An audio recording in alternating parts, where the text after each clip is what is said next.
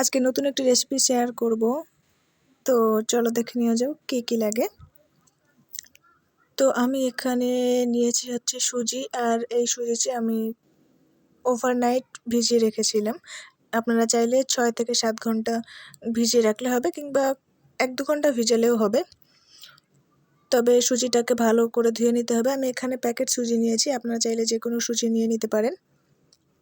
আর আমি এখানে সুজি ব্যবহার করেছি 2 কাপ। আপনারা যেমন ব্যবহার করবেন তেমন। ভাবছিলাম কলাগুলো নষ্ট হয়ে যাচ্ছে, কী হবে, তো ভাবলাম একটা নতুন রেসিপি করা যাক।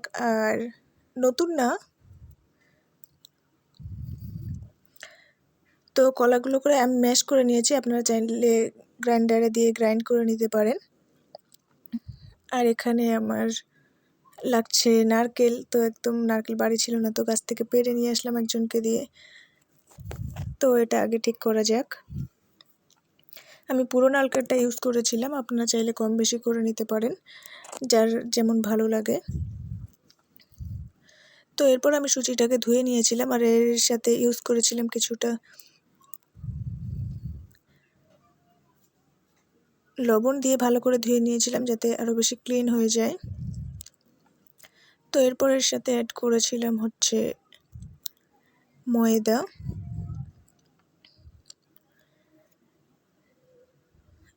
ময়দাটা আমি হাফ পরিমাণ ইউজ করেছিলাম, 2 কাপ সুজির সঙ্গে 1 কাপ ময়দা। এরপর ব্যাটারটাকে ভালো করে মিক্সড করে নিতে হবে। মিক্সড করার পর এখানে আমি একে একে ইনগ্রিডিয়েন্টগুলো মিক্সড করে নেব। এখানে দিয়েছি হচ্ছে নারকেল, আর নারকেলটা অল্প অল্প করে দিয়ে ভালো করে মিক্সড করে নিতে হবে, যাতে সব জায়গায় হয়ে যায়। আপনারা চাই হাত দিয়ে মিক্সড করতে পারেন, কিংবা চাইলে অন্য কিছু দিয়ে মিক্সড করতে পারেন। আমি হাত দিয়ে মিক্সড করেছি, যাতে তাড়াতাড়ি হয় এবং ভালোভাবে হবে। আর এটা একটু সময় নিয়ে মিক্সড করতে হবে, যাতে সবের সঙ্গে ভালো করে লেগে যায়। এরপর আমি ইউজ করেছি যে ম্যাশ করে রাখা কলাটা। এরপর কলার ইনগ্রিডিয়েন্টটা দেওয়ার পর এটাও ভালো করে মিক্সড করে নিতে হবে। আর আমি আগে লবণ দিয়ে ধুয়ে নিয়েছিলাম, সেটা তো ধুয়ে গেছে। তো এখন আর একটু লবণ দিলাম। যারা মিষ্টিতে লবণ খেতে পছন্দ করে না, তারা অবশ্যই লবণটাকে স্কিপ করে যাবেন। আর এরপর আমি কাপ মেপে চিনি দিয়েছি। 3 কাপ চিনি দিয়েছিলাম, যেহেতু আমার বাড়িতে মিষ্টি সবসময় বেশি খাওয়া হয়, সেই জন্য আমি 3 কাপ দিয়েছি। আপনারা আপনাদের পরিমাণ অনুযায়ী দিয়ে নেবেন। আর ব্যাটারটা কেমন হবে সেটা আমি দেখিয়ে দিলাম। আর এরপর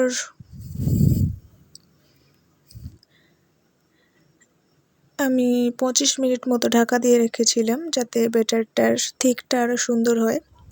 তো এখন আরও একবার দেখিয়ে দিলাম ব্যাটারটা। তো এখন কড়াই বসিয়ে দিয়েছি। আর এখানে একটা মজার গল্প হলো, এই কড়াইটা ছিল আমার একদম ছোট্টবেলার কড়াই। তো এখনও ইন্ট্রো দেওয়া হয়নি। Good afternoon everyone, welcome back to my channel. I hope সবাই খুব ভালো আছেন, আর আমিও ভালো আছি। নতুন একটি রেসিপি ভিডিওর সাথে সবাইকে অনেক অনেক ওয়েলকাম এবং ভালোবাসা। তো এখানে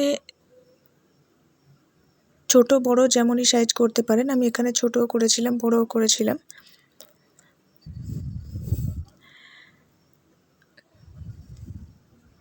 আর অবশ্যই এটা ফুলেও ছিল অনেকটা করে, একদম একটু একটু করে ব্যাটার দিয়েছি, দেখতেই পেলেন।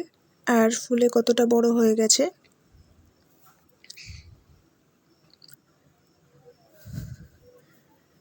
কেউ না জানলে অবশ্যই বাড়িতে ট্রাই করবেন, আর কেমন হয়েছে অবশ্যই কমেন্ট সেকশনে জানাতে ভুলবেন না।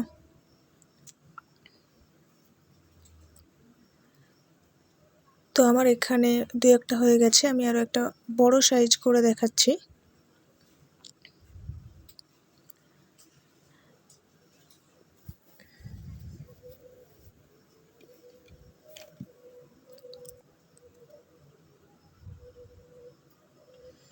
সুন্দর লাগছে না দেখতে?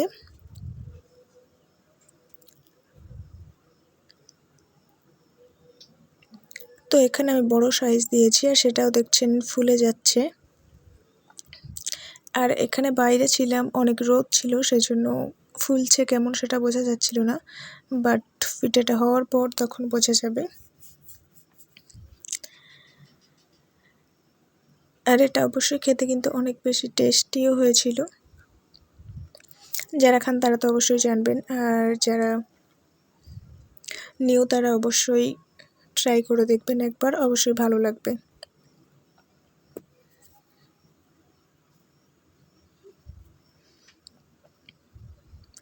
তো এখানে একটু উল্টে পাল্টে দিতে হবে যাতে, আর একটু সামান্য লাল লাল করে ভেজে নিতে হবে। অনেক বেশি কড়া কালার হয়ে যাওয়ার পর যখন ঠান্ডা হয়ে যাবে তখন আর একটু গাঢ় হয়ে যাবে, তখন তিতো টেস্ট আসতে পারে। আর অনেকক্ষণ একবারে ভাজা যাবে না, একটু পরপর একটু উল্টে পাল্টে দিতে হবে।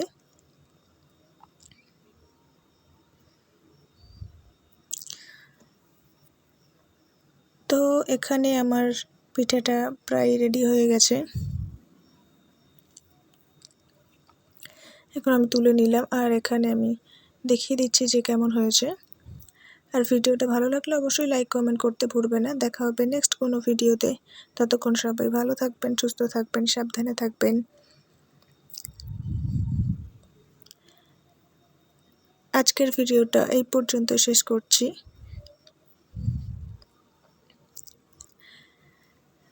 দেখা হবে নেক্সট কোনো ভিডিওতে। ততক্ষণের জন্য সবাইকে টাটা অ্যান্ড টেক কেয়ার। সবাইকে অনেক অনেক ভালোবাসা।